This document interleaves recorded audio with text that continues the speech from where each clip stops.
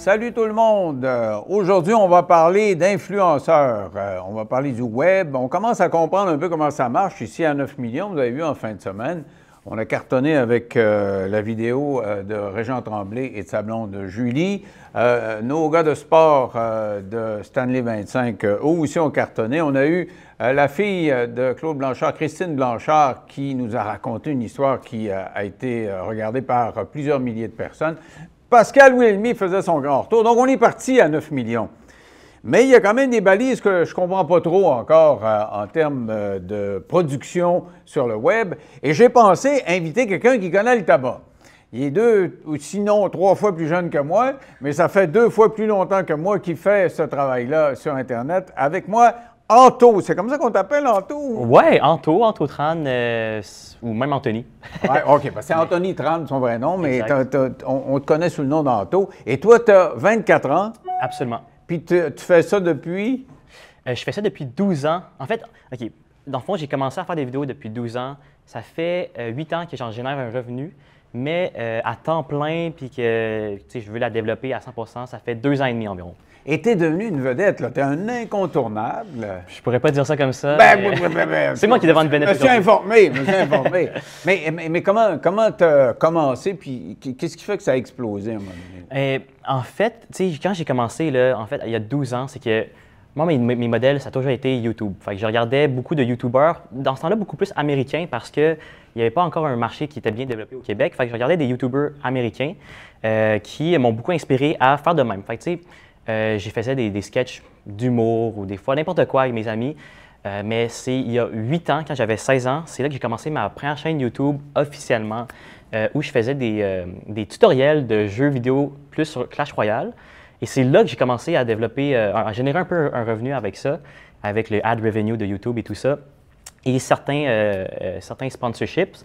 Donc, en développant ça, je me suis tanné à m'amener, puis c'est quand j'ai voulu avoir une audience un peu plus québécoise, proche de moi, il y avait TikTok qui était en expansion. Fait que je me suis dit, je vais aller dessus, je vais les tester, puis finalement, ça l'a débloqué, disons ça. OK, donc tu as pris ton expérience sur YouTube. Arrive TikTok, une nouvelle invention. Ça a combien d'années, ça, TikTok, à peu près? Je ne vais pas dire n'importe quoi, mais je pense que ça fait, mettons, le nom TikTok, parce qu'avant, c'était Musical.ly.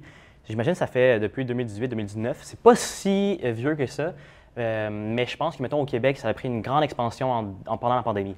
Tu vois, je pensais que c'était surtout pour les jeunes, moi, TikTok. Puis quand on partage des choses, souvent, je te dirais, des éléments d'affaires publiques, des éléments plus sérieux, ça explose sur TikTok. Moi, je pensais que c'était juste des jeunes filles qui se montrent de même, là, mais non.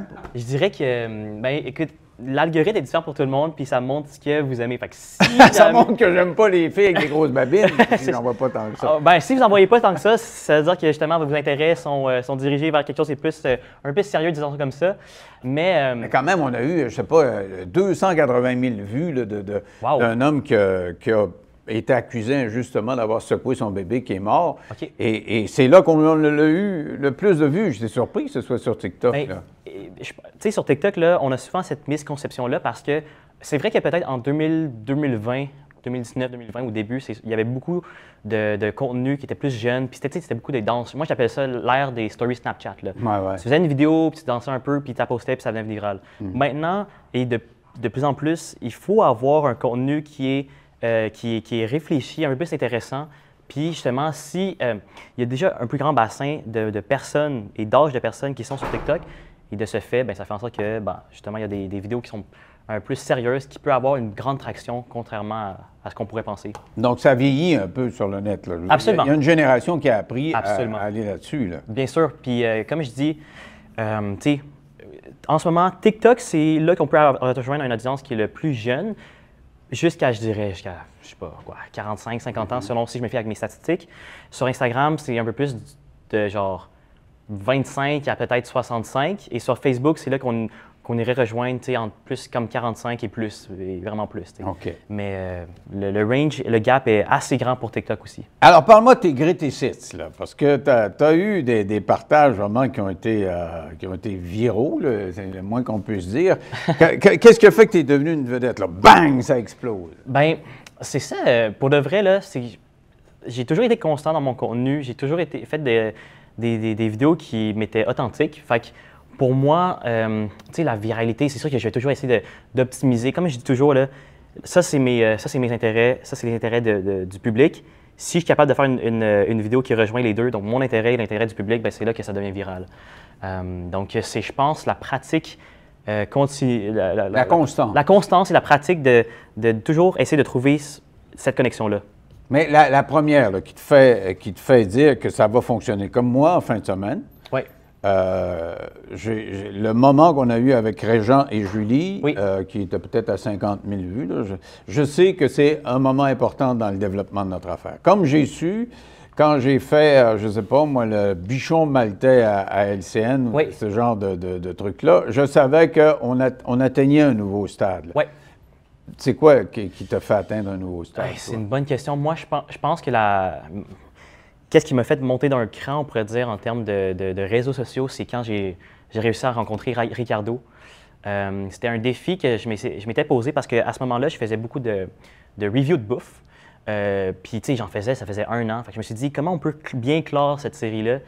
Et évidemment, pour clore une série de grande envergure, il faut aller avec le top. Et le top dans la cuisine au Québec, c'est Ricardo. Fait que, il y a une journée que je me suis dit, j'ai l'idée parfaite, il faut aller le chercher en le faisant, comment dire, en l'intéressant dans un certain sens, puis en piquant sa curiosité. Fait que je lui ai lancé un défi, j'ai dit, hey, Monsieur Ricardo, je vais essayer de cuisiner pour vous avec votre livre de recettes. Il venait juste de sortir un livre de recettes, fait que je me suis dit ça devrait faire une bonne pub pour peut-être l'intéresser. Ça va seulement durer 15 minutes de votre temps, un petit test de goût dans le fond. Puis seulement si on va recevoir 25 000 partages sur les réseaux sociaux. Donc, tu lui as lancé ce défi-là sur les réseaux sociaux. Absolument. OK. Tu t'adresses à Ricardo, il ne te connaît pas, lui, mais tu lances ça dans l'univers. Ça me prend 25 000 vues pour que j'aille plus loin. 25 000 partages. Oh, c'est encore plus long. Oui, c'est ça. Donc, finalement, cette vidéo-là a généré, je pense, environ 400 ou 500 000 vues, plus de 50 000 partages. Puis, M. Ricardo, il l'a vu, il a décidé d'accepter mon défi. Puis, je pense que c'est ça que le monde m'ont plus pris au sérieux. Donc, tu es allé chez lui ou quoi? Je suis allé à leur studio, puis il m'a montré, leur studio de cuisine, c'était malade. C'est ça. On avait seulement, je pense qu'on avait seulement 30 minutes qui étaient réservées pour notre petite vidéo. Finalement, généreux de son temps, il nous a accueillis, puis il a pris toute l'après-midi pour nous montrer différentes choses de son studio et comment ça fonctionnait. Donc, c'était vraiment une belle expérience. Mais je dirais que c'est cet événement-là qui m'a mis au prochain niveau. Et ça t'a mis à ce niveau-là, mais tu as eu combien de vues pour aboutir là? Est-ce que le nombre de vues est si important que ça, rendu là? Honnêtement, le nombre de vues est pas... Le nombre de vues, c'est une bonne métrique à regarder, mais c'est pas la métrique à regarder, dans le sens que ce que moi, j'essaie de faire, là, c'est de toujours rejoindre, oui, un grand nombre de personnes, mais surtout de rejoindre un nombre de personnes qui est intéressé à me regarder quotidiennement, on pourrait dire. OK. Mais pour qu'on comprenne un peu l'incarnation de ce que tu nous racontes, là, la progression, là, tu pars de rien, tu fais du YouTube, tu as Ricardo, puis tu vas plus loin. Alors, regardons ce que tu as fait avec Ricardo, ça va nous donner une petite idée. Parfait. Je suis avec Ricardo pour la recette du saumon teriyaki et c'est enfin aujourd'hui que Ricardo va pouvoir la goûter. La cuisson est parfaite. Yes. C'est juteux, c'est moelleux. Ça, c'est bien cuit. OK, la glaçure sur le dessus, c'est très bon ça. Juste parfait. Le chou, par contre, il est rendu sec, mais je te pardonne. Il était tranché très finement. Ça se réchauffe pas, ce chou-là. C'est clair que quand tu l'as fait chez vous, il était parfait. Honnêtement, tu sais cuisiner. Wow! Wow, merci. Fait une note sur 10. Je te mets un 9,5. Alors, ça, c'est une étape. Tu es solidement implanté à partir de ça et ça se passe comment ta progression après? En fait, de cette vidéo-là, à ma surprise, quelques mois plus tard, j'ai reçu une invitation du premier ministre, M. Legault. Il t'a pris où, lui, là? Écoutez, je pense que j'ai quand même été chanceux dans le sens que on ne va pas se cacher. Sûrement en fait, il voulait établir une présence. Il voulait établir une présence sur les réseaux sociaux, surtout sur TikTok. Et là, je pense que j'étais quand même... J'avais quand même une certaine traction, fait que j'imagine qu'à ce moment-là, il s'est dit, on fait quelque chose avec Anto. Puis, je pense qu'il a vu il a vu la vidéo que j'ai faite avec Ricardo qui avait une grande traction. Fait que, il m'a lancé le défi de lui cuisiner un pudding chômeur dans ce cas-là pour qu'il goûte puis juste le noter la chose. Donc, c'est lui qui lance le défi. Tu n'avais pas besoin de lancer des défis, là. Non, c'est ça. Puis, tu sais, pour moi, j'étais choqué. C'était la première fois que... En fait, surtout pour mes parents et ma famille, c'était comme « What? Comment ça? » Genre, le premier ministre contacte notre fils pour juste manger un pudding chômeur. Oui, il veut faire un pudding chômeur. Ben oui, c'est ça. En avais-tu déjà fait, toi? Non. Tu connaissais Non, pas ça? non, j'ai suivi une recette de Ricardo, puis ça a marché. On va regarder ce petit bout de vidéo-là. Et oui, ça c'est moi avec Monsieur Legault. Je m'apprêtais à lui faire tester mon pudding chômeur pour qu'il le note sur 10. Mais ce qu'il savait pas, c'est que s'il note mon pudding chômeur à plus de 8.2 sur 10, je m'engage à offrir 500 $ à un organisme caritatif. Donc abonne-toi pour voir le résultat final que je posterai demain. Est-ce que tu as eu l'impression d'être utilisé politiquement? Tu sais, t'es comme la vedette chez les jeunes. Je dirais peut-être pas l'idole des jeunes, mais tu sais, t'es un point de référence pour des jeunes. Le premier ministre dit « Hey, je vais peut-être avoir des votes avec les jeunes ». Est-ce que tu t'es senti un peu manipulé ou si c'est juste spontanément, il fait affaire avec moi pour on a du fun? Écoutez, dans le sens que dans cet événement-là, que ce soit à profit de leur campagne ou de mon branding personnel, ben, je pense que ça a été avantageux pour les deux parties. Puis je pense que toutes ces collaborations-là sont nécessaires et sont payantes pour tout le monde, dans le sens que pour moi, encore une fois, ça a mis un autre niveau encore plus, puis ça a été pour longtemps un moyen de référence pour les personnes. Ah, c'est lui qui a cuisiné pour Ricardo. Ah, c'est lui qui a rencontré le premier ministre. Puis tous ces événements-là qu'on atteint, je pense même pour vous, vous le savez, là, plus le nombre de fois que quelqu'un peut t'associer avec un événement, somme toute, positive. Ça dépend. Moi, je suis associé à Femme Fontaine. Je ne sais pas si la Femme Fontaine m'a apporté beaucoup d'éléments dans ma vie. C'est ça, c'est pour ça que je dis somme toute positive. Mais tu sais, si on accumule ces événements-là, ben, ça aide notre branding personnel. Comment il était dans la vie, M. Legault, là? Parce que là, c'est sûr que c'est une opération de relations publiques. Et il y a une...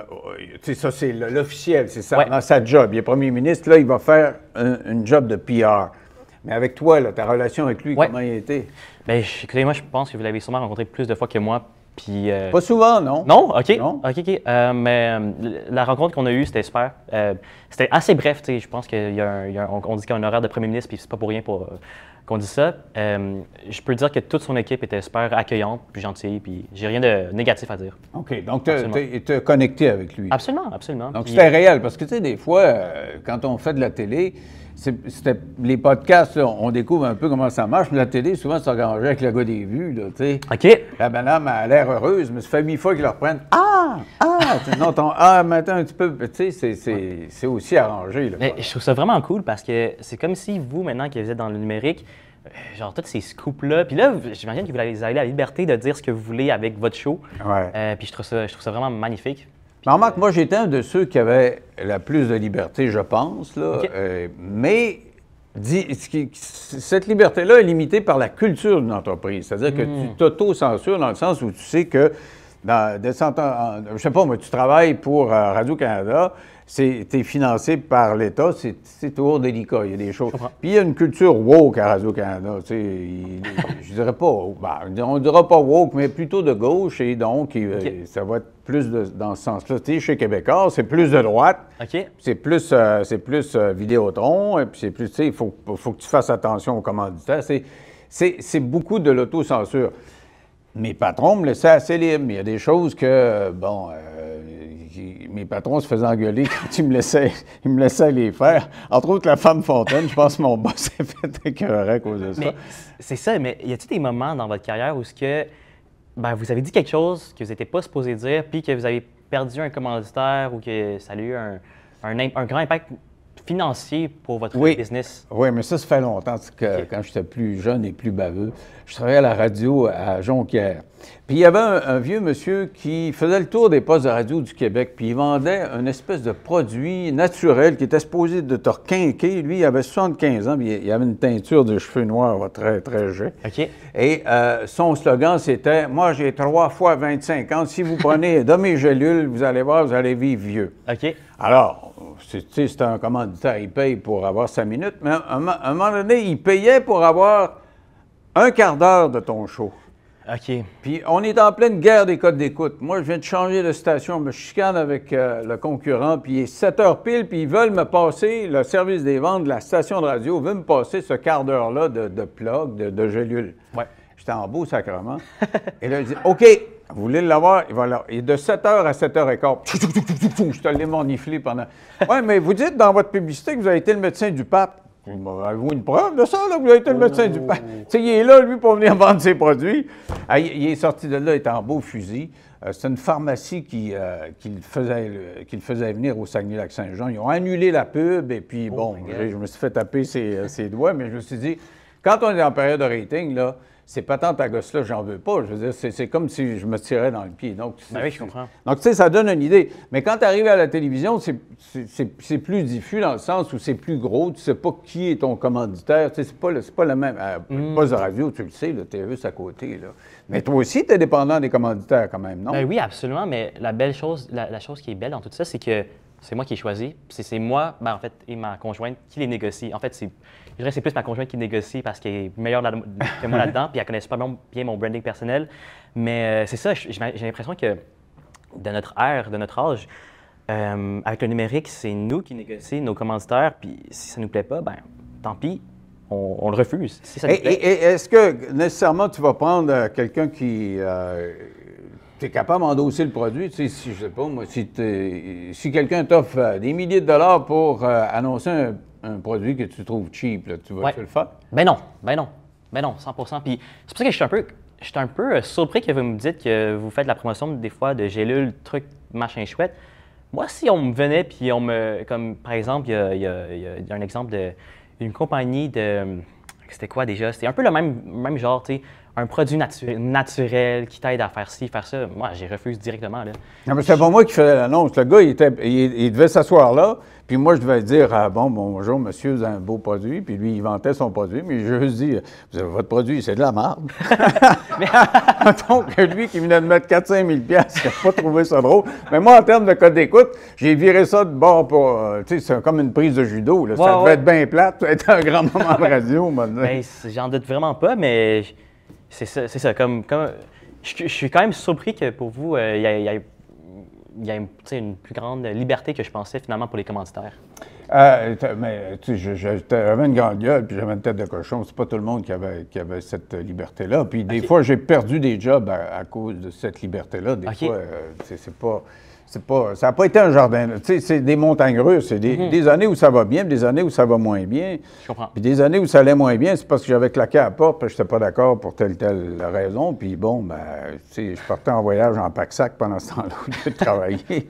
Mais ça dépend des personnes. Mais je veux revenir à tes sources de revenus. Oui. C'est donc toi qui fais le démarchage ou quoi, que ça marche comment? Ben là, je suis très reconnaissant, en fait. Ma conjointe et moi, on se fait à 99% du temps, on se fait pitcher des projets, on pourrait dire, des campagnes publicitaires, des placements de produits.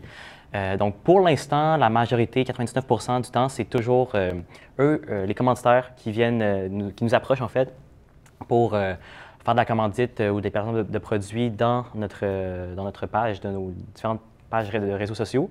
Mais, tu sais, j'envisage aussi le futur où est-ce qu'on peut faire du démarchage. Fait que les deux manières fonctionnent absolument. Et c'est payant? Oui, absolument.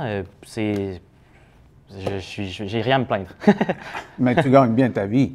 Oui. Mais à partir du moment où tu as commencé à 12 ans, tu dis ça m'a pris quelques années. Donc, à 20 ans que ça a commencé à marcher pour la peine? Je dirais plus, non. C'est ça. Entre 20 et 21 ans, c'était ma période la plus difficile financièrement parce que c'était le moment où je devais faire le switch entre YouTube puis TikTok. Donc, ça voulait dire de bâtir une plateforme de zéro, totalement de zéro. Fait que j'ai vécu sur mes économies que j'avais très peu. Puis, dans le fond, j'étais très bon à l'école. C'était ma question. C'était ma question de l'école. Ça s'en vient, là. Alors, continue. Oui, absolument. Parce qu'on va aller dans l'école. Parfait. Mais en fait, j'étais à ce moment-là à l'université. Puis, mes parents, malheureusement, n'avaient pas les moyens pour m'aider, que ce soit pour mon appartement ou tout ça. Fait que j'avais les prêts et bourses. Finalement, les prêts, je les ai utilisés pour partir cette série-là sur TikTok de manger à tous les jours au restaurant puis faire un review. Fait que Fait que j'ai été financé par les prêts et bourses finalement. Ah ouais? Ouais. Ben, écoute, donc, c'est un beau financement. Ouais, absolument.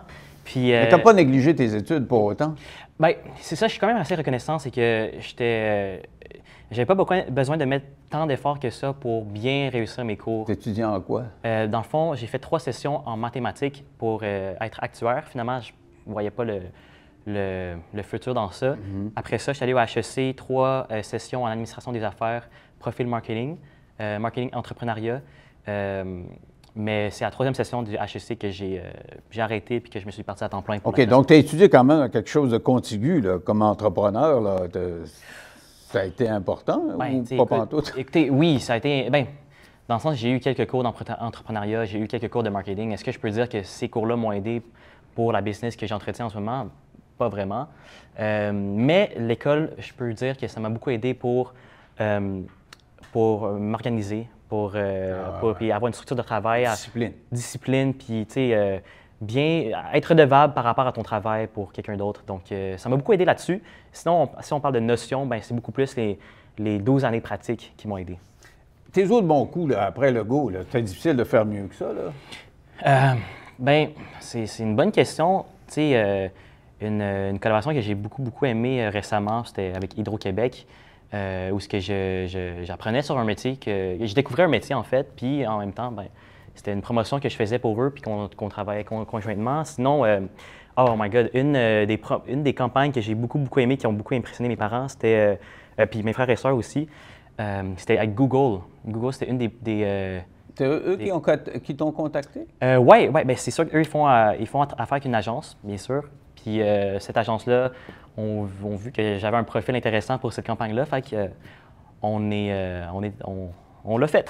et ça marche comment? Parce que là, c'est des milliardaires du bout du monde. Quelle sorte de relation tu avais avec ces gens-là? Dans le fond, tu sais, pour toutes les campagnes qu'on fait, là, c'est que finalement, l'entreprise a un budget marketing, puis là, eux, ils veulent faire de la promotion 360. Fait autant sur les panneaux publicitaires, sur, j'imagine, la télé, la radio, peut-être un peu moins maintenant, sur Facebook, Instagram. Fait que moi, je suis plus, quand vient le temps de faire du marketing d'influence, fait que plus sur mes plateformes de réseaux sociaux, ben c'est là que j'ai ce budget publicitaire alloué. Tu es comme un vendeur de pub spécialisé dans la conception. Tu es capable d'inventer quelque chose qui va sur le net. Ben, c'est ça l'affaire? Je dirais que, dans le fond, là, je suis le même modèle d'affaires, je pense, que la télé, la radio.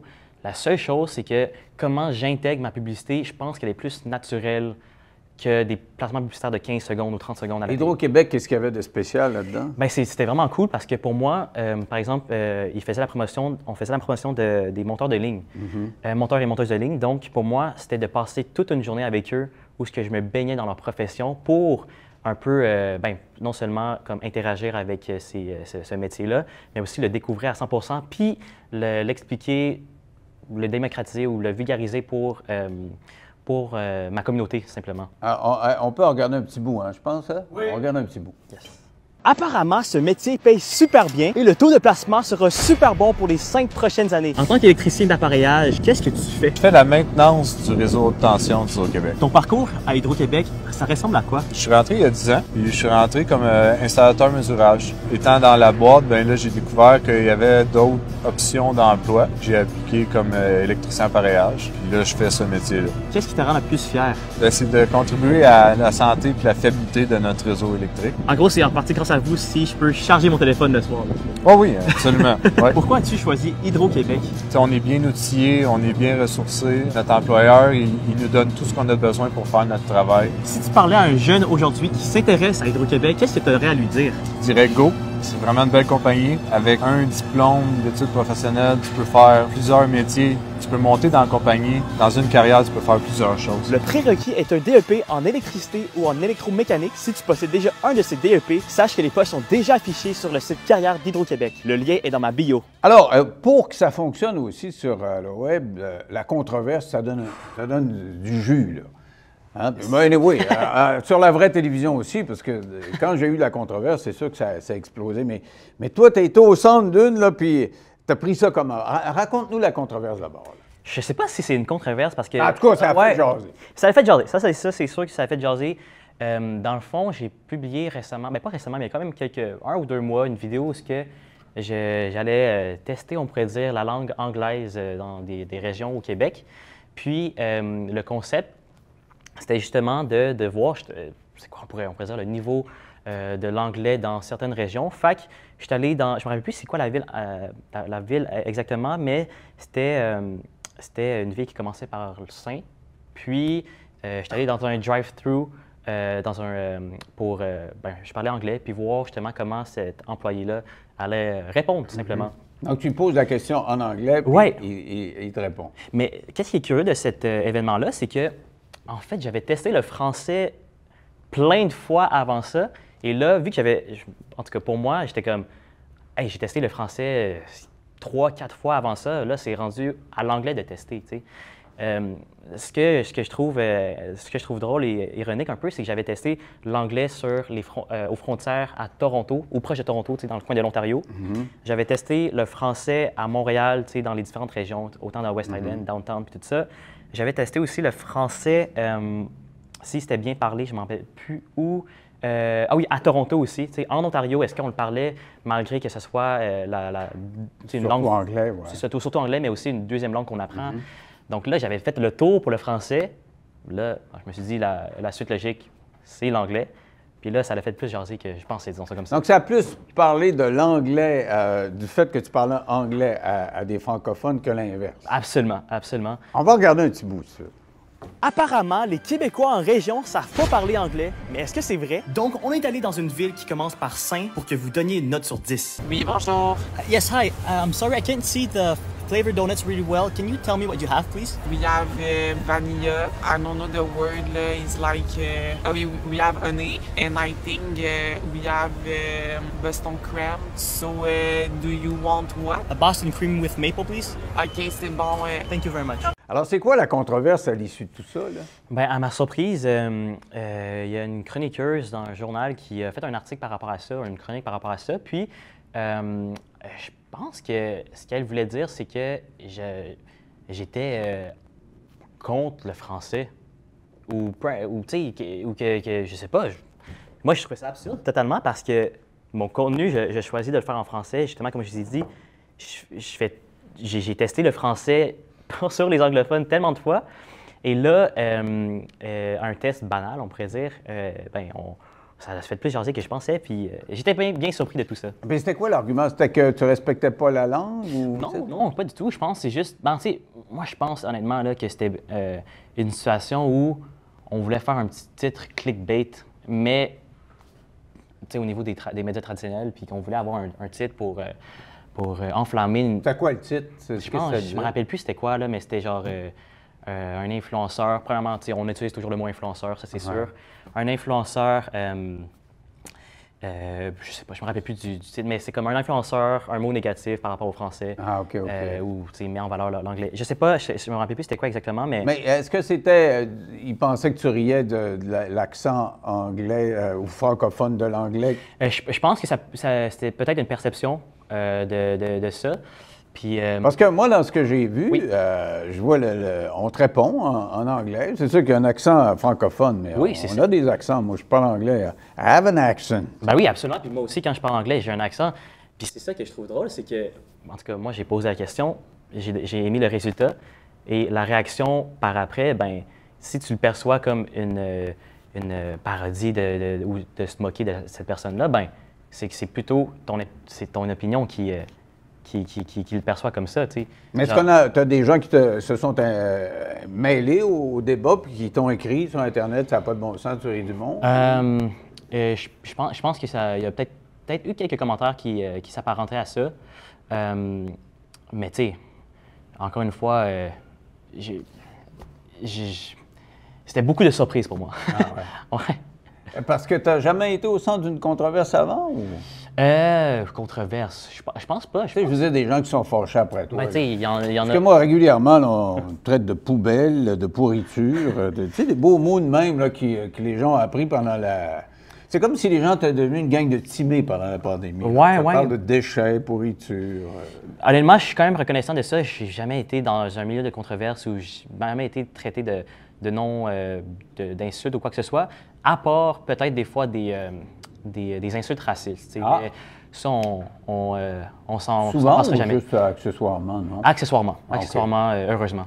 OK. Mais est-ce que toi, tu fais de la production qui va aider les gens à vendre des produits, donc tu fais de la pub, puis tu as des campagnes pour ces gens-là, mais Ouais. pour que tu deviennes chum avec le monde qui te regarde, là, qui te suit, Ouais. est-ce que tu es obligé de te filmer en train de te brosser les dents, puis en allant manger ta pizza? Est-ce que tu fais ça toute la journée? Là? Ben non, mais non. Il y a certains créateurs de contenu qui font ça, puis que c'est leur style de contenu. Pour moi, c'est plus de faire des concepts pour soit répondre à une question qu'on se pose tout le temps ou juste faire parler d'une actualité qui me semble intéressante puis qui semble intéressante à partager. C'est juste de partager mes passions. Fait que tout récemment, je suis allé acheter le Apple Vision Pro aux États-Unis. La lunette, Ouais, là, où exactement. on voit la réalité virtuelle? Exactement. Fait que, j'ai fait quelques capsules par rapport à ça, puis ça a explosé. Mais ça venait de mes intérêts, puis ça venait aussi de l'actualité du moment. Ça vaut-tu la peine, ces lunettes-là? Parce que les anciennes lunettes que moi j'ai essayées quand je faisais des émissions, on m'a apporté des lunettes une fois, je trouvais tellement que c'était patente à gosse et ça avait l'air, petit bonhomme, ça n'a pas l'air vrai, mais aujourd'hui, ça doit être un peu plus réaliste, non? C'est vraiment, c'est magnifique, c'est malade. Le seul truc, c'est que je dirais que pour l'instant, ça ne vaut pas 5 000 Ça se vend 5 000 ça? Oui, c'est super cher. C'est ouais? très, très cher. Puis tu fais quoi avec ça, à part avoir des petits bonhommes qui ont l'air réels? Ben, si tu vas voir des petits bonhommes, tu vas juste regarder de la rue, puis tu vas voir des gens qui traversent la rue. Non, c'est un bon point, mais moi, comment je le vois, c'est, pour l'instant, la fonctionnalité qui est la meilleure, selon moi, c'est tu as un théâtre devant tes yeux et n'importe où, puis tu as une immersion complète dans, comme je pourrais voir justement le show 9 millions sur YouTube avec ces lunettes-là, puis j'aurais l'impression d'être à côté de vous, puis c'est beaucoup mieux que juste sur un ordinateur ou sur ton téléphone. Est-ce que c'est vraiment l'avenir, ça? Je pense que c'est le futur, mais je pense pas que tout le monde va se promener avec ça dans la tête, là. En tout cas, si oui, c'est sûr que ça ne sera pas aussi gros que ça, puis ça sera des lunettes comme j'ai en ce moment. Il paraît que c'est ça l'avenir. Ils vont je nous pense mettre une puce en arrière. Là, puis... Je pense que dans un futur proche ou éloigné, c'est sûr qu'on va voir ça. Alors, parle-moi des générations là-dedans, parce que nous autres, on arrive, on est plus vieux, on essaie de comprendre l'animal, là, et puis il y a des gens qui veulent se joindre à nous, puis qui trouvent ça plus compliqué que ce qu'on pense. Par exemple, tu sais, juste rentrer sur YouTube.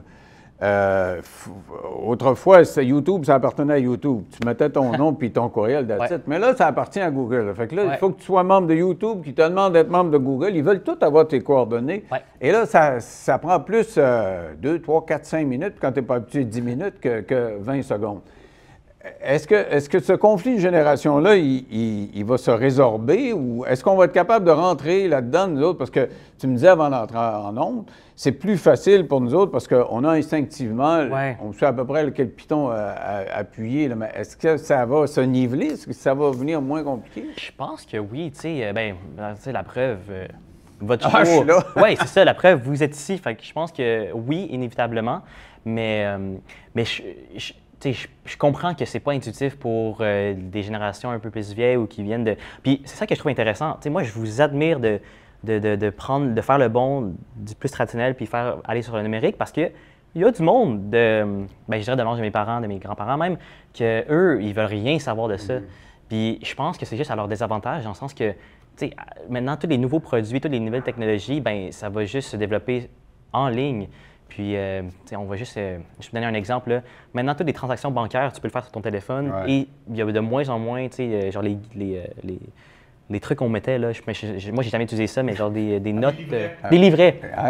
Livrets. Quand on était jeune, là, on appelait ça une caisse scolaire. Là, tu arrivais en première année. Ouais. Le monsieur de Desjardins, il arrivait et te montrait comment remplir un bordereau. Tu déposes 10 cents. Plus 5 cents, ça fait 15 cents. Là, tu as mis ton 15 cents. Et là, tu avais ton livret de caisse à chaque semaine qui était 15 cents, 40 cents, 50 cents. On nous a appris à économiser. C'est niaiseux. Mais des fois, je trouve qu'avec les cartes de crédit puis les facilités de paiement, les jeunes n'ont pas de budget. En tout cas, si je me fie aux jeunes que je côtoie, on dépense de titre de ça. On nous a montré à économiser puis à savoir à peu près ce que c'est de l'argent, alors que là, c'est virtuel puis c'est quasiment pas... Les gens ont moins une conception précise de ce que c'est. Mais c'est vraiment cool qu'on ait une conversation comme ça parce que moi, de mon côté, je voyais juste les avantages par rapport au numérique, mais c'est vrai que de nos jours, je dirais qu'on a moins d'apprentissage financier dans les jeunes, même pour les jeunes à l'école et tout ça, parce que c'est vrai qu'en tout cas, on a tendance à beaucoup dépenser avec les réseaux sociaux, tu sais, qu'on voit telle personne a dépensé pour, je sais pas, n'importe quoi, puis là, nécessairement, toi aussi, tu veux vivre ce lifestyle-là, mais finalement, tu vis peut-être au-dessus de tes moyens, tu sais. C'est ça, parce que, tu sais, juste, mettons, Uber. Oui. Uber Meat, là, ou Uber, je sais pas quoi, l'autre, là. Uber Eats. Eat. Oui, c'est ça, manger. Puis l'autre, DoorDash. Oui, c'est ça. Alors, en avant, ici, on a un Tim Hortons. Puis on a un jeune collaborateur avec nous autres qui est là, puis on est en réunion de production à 5 heures, puis la petite cafétéria en bas ici est fermée. Puis il dit, je prendrai un café. Il sort son téléphone, je vais me commander un café. Où tu commandes ça? Là, chez Tim Hortons. Tim Hortons, ça va te coûter combien commander ça sur DoorDash? Je sais pas, ça va coûter 10-15$ pour un café, alors qu'il y a juste à traverser, puis ça va coûter 2 ou 3 piastres. Mais puis après ça, je dis ça à ma fille, puis on fait ça l'autre fois, là, on a commandé une tarte, là, on avait goûté une tarte, ça te coûte 10$ de plus pour manger ta tarte. Je dis, c'est une culture de dépense plus que d'économie. Écoutez, je suis parfois coupable de ça. En fait, très souvent coupable de ça. Tu manges de la tarte avec DoorDash? Non, mais c'est ça. En fait, puis vous voyez comment c'est comme un clash qu'on a en ce moment parce que, tu sais, moi et ma blonde, on aime ça manger des sushis. Fait que là, on a l'habitude de se commander des sushis. On aime ça manger des sushis devant notre télé, tu sais, un film, whatever. Fait que là, on se commande des sushis. Elle, après, ça fait sa commande. Moi, je fais ma commande. Ça nous coûte 76 $. Là, pour moi et pour nous, on pensait que c'était la norme. Là, tout bonnement, on est comme, hey, on veut aller manger des sushis, mais là, tu sais, on était dehors. Fait que là, on va, à la place de commander sur Uber Eats ou DoorDash, whatever, on va à la boutique directement. Là, on réalise que ça nous coûte 46 $ pour la même commande, exactement. Là, je suis comme, oh shit! On s'est fait avoir. On s'est fait avoir de 30$ à chaque fois, là. Fait que, non, en effet, c'est une réalité qui est différente, en effet. Justement, puisqu'on parle des générations, quel conseil tu me donnerais là, pour avancer, pour croître là, dans ce domaine-là? Oui, je pense que continuez en fait ce que vous faites, restez authentique. Puis, mais ma question pour vous, honnêtement, là, parce que, tu sais, pour moi, mon audience que je veux aller rejoindre, c'est des jeunes. C'est des jeunes, puis c'est des jeunes de mon âge. Puis quand on va grandir, ils vont grandir en même temps que moi. Puis ceux qui grandissent, ceux qui sont un peu plus jeunes, eux aussi vont grandir dans cette technologie-là. Mais pour vous, c'est quelle audience que vous voulez aller rejoindre? En fait, c'est les gens qui sont intéressés par des sujets éclatés. Parce que moi, j'ai pas de prérequis par rapport à un sujet. Tu sais, les gens disent, pourquoi vous invitez un tel? Parce que ça m'intéresse. Ouais, mais pourquoi vous donnez de l'importance à un tel?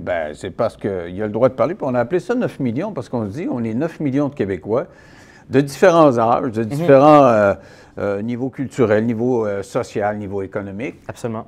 On a des opinions divergentes, mais y a-t-il moyen d'exprimer ces opinions-là sans s'envoyer chier? Je veux dire, c'est un peu ça que je veux faire.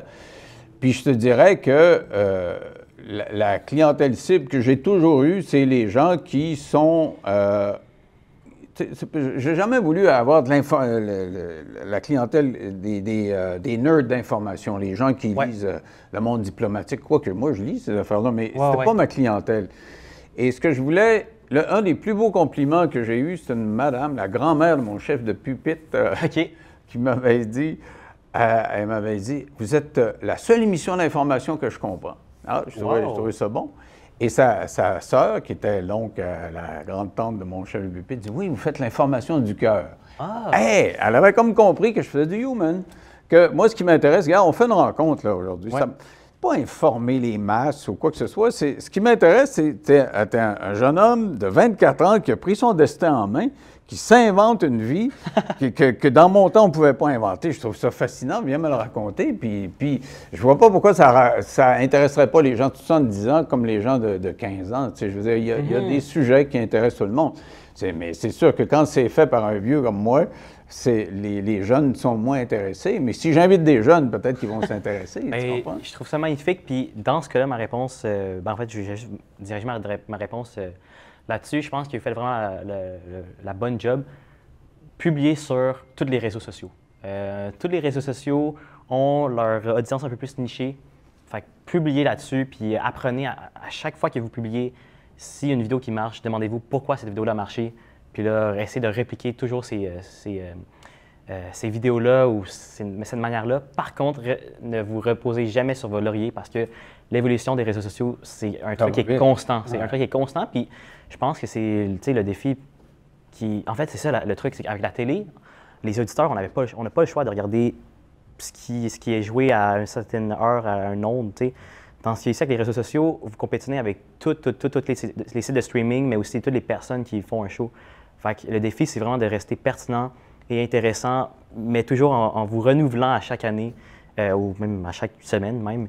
Puis, en tout cas, j'ai aucun doute que votre mais c'est ça qui est stimulant. Oui, 100%. Absolument. Moi, j'ai l'âge où j'aurais pu prendre ma retraite. J'ai décidé plus semi-retraite parce que je veux continuer à faire des rencontres comme celles qu'on fait là. Moi, je trouve que c'est un privilège. J'ai fait ça toute ma vie, moi, rencontrer du monde intéressant.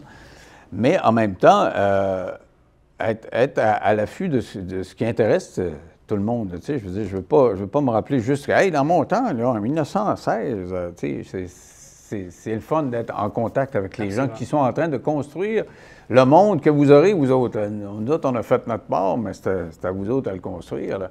Mais faites-le pas à crédit avec votre DoorDash. Non. Ça va vous coûter moins cher. Merci, Anto. Ça a été vraiment bien intéressant. Puis je te réinviterai un de ces quatre pour me réajuster si j'en ai besoin. Absolument. Le plaisir était pour moi. Puis merci beaucoup de m'avoir ici. Bye. Yes.